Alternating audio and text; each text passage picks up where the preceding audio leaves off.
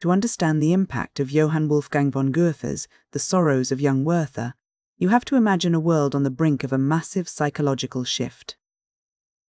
When the book was published in 1774, it didn't just become a bestseller, it became a cultural phenomenon. It was the definitive voice of the Sturm and Drang movement, a period in German literature that prioritized raw individual emotion and a rebellion against the cold, rigid rationalism of the Enlightenment. People didn't just read this book, they felt it. It was so intense that it supposedly sparked a wave of copycat suicides, a phenomenon later called the Werther effect, leading to the book being banned in several places.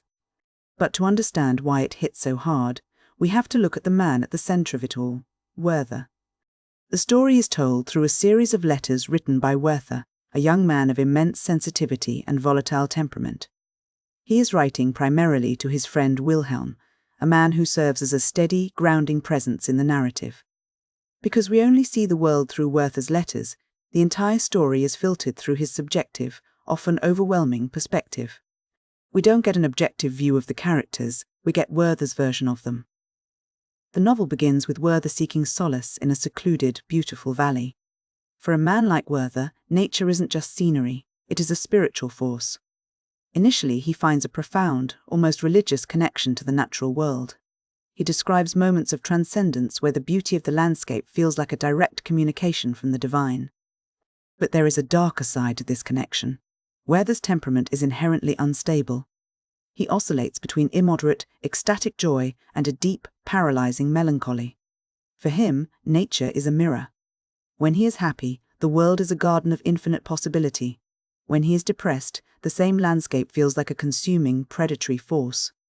As he settles into this landscape, his sense of alienation begins to grow. He starts to observe the rigid social structures of the time, the divide between the upper class and the common people, and he finds himself unable to fit into either. He is too sensitive for the superficialities of high society, yet too much of an outsider to find peace among the common folk. This sense of being out of place sets the stage for the central tragedy of his life, his encounter with Charlotte. Charlotte is the sun around which Werther's chaotic world begins to orbit. When he meets her, he falls in love instantly and completely. But Charlotte is not a creature of impulse. She is a woman defined by duty, family tradition, and a deep sense of responsibility. She is already betrothed to a man named Albert, and her life is structured around the stability of her household and the memory of her late mother. Albert is the perfect foil to Werther. Where Werther is chaotic, Albert is calm. Where Werther is driven by passion, Albert is driven by reason and pragmatism. Albert isn't a villain. In many ways, he is a good man, which makes the situation even more difficult for Werther. He cannot hate Albert, which only increases his own sense of inadequacy and despair. The tension between these two different ways of living, the life of duty and the life of passion, reaches a breaking point during a moonlit walk on a terrace. In a moment of intense emotional vulnerability, Charlotte speaks of her commitment to her family and her future. In response, Werther experiences an agonizing outburst. He realizes that his connection to her, no matter how deep it feels to him, is a fleeting shadow compared to the domestic social reality she is building with Albert. He sees that he cannot coexist in the world she inhabits.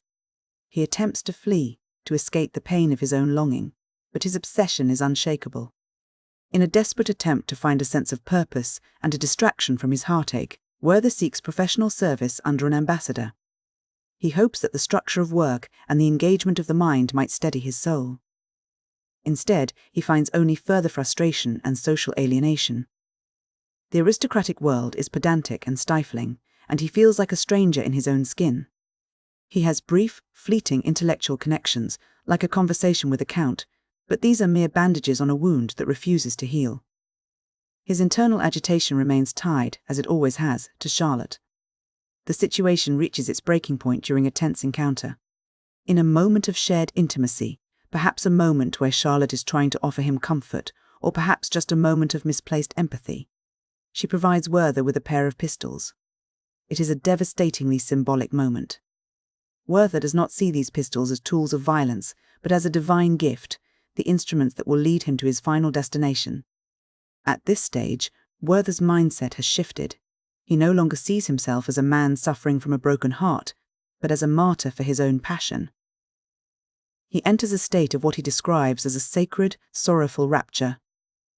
He begins to frame his impending suicide not as a defeat or a surrender, but as a ritualistic, inevitable culmination of his love. He writes a series of final, intense farewell letters to his mother, to Wilhelm, to Albert, and even to Charlotte herself.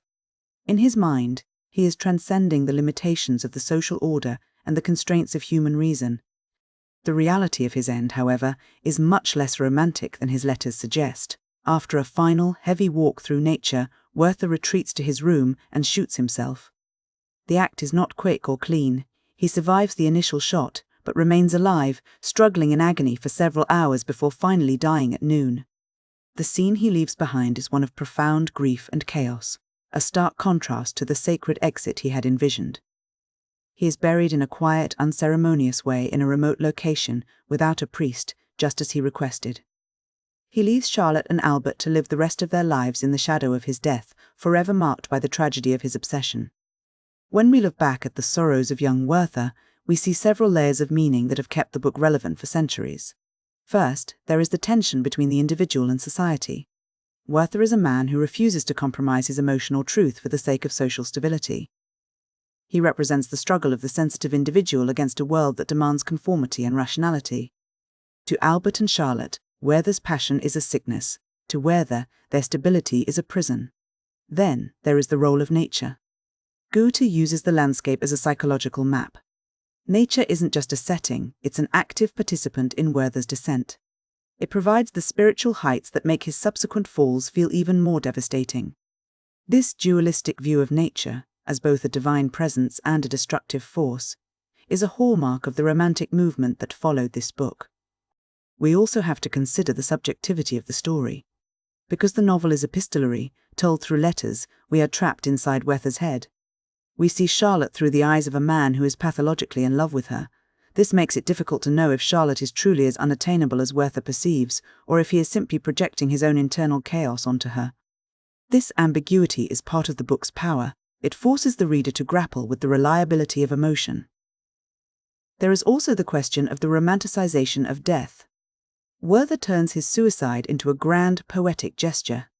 He tries to strip the act of its physical horror and replace it with metaphysical meaning.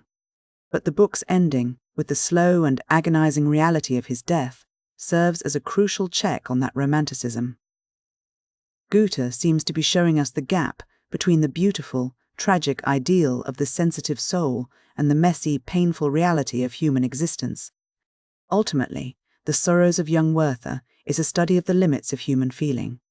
It asks whether it is possible to live entirely within one's own emotions without being consumed by them.